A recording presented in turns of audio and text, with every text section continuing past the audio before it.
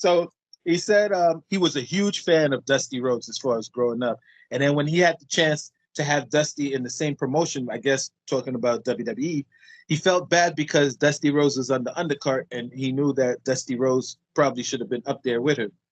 For me, if you ask me personally, I think Hogan, I don't know. I had my disagreements with that because Hogan, from stories I've heard, he was known to try to keep you on the bottom a little bit. I mean, you probably could tell me something differently, but when he said that about Dusty Rhodes, I was like, come on, you was the number one top guy. I doubt you would want to have your spot taken away or shared your spot with anybody else. So him saying that, I was like, I don't know.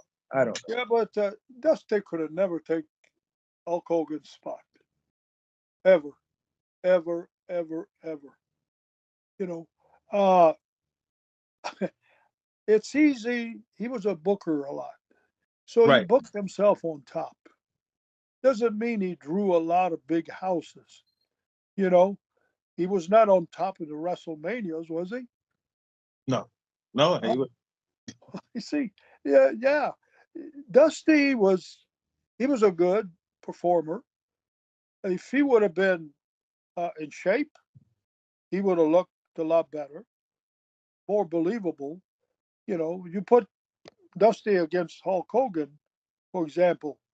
Well, appearance means a lot, even if you're smaller. I'm not a huge guy, but I always kept in shape. You know, Right.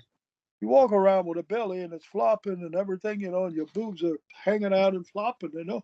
And but what saved him, he was uh, he was a good on the mic.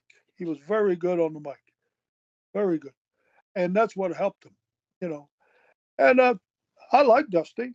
I don't hate the guy, but I just saw what I saw. I was around a lot, you know, especially earlier on. I told you that earlier. I think, at the beginning, Dick Murdoch and all that in Florida, you know, because we were almost all the same age. So we Mm. were just, but I think, I don't think he could have replaced He Hulk could have. Hogan.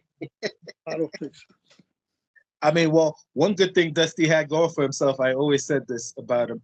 Guys, especially guys like Dusty, I said the business of professional wrestling, especially back then, was like a bodybuilding business. I mean, you definitely needed to know how to wrestle, but the appearance stands for a whole lot.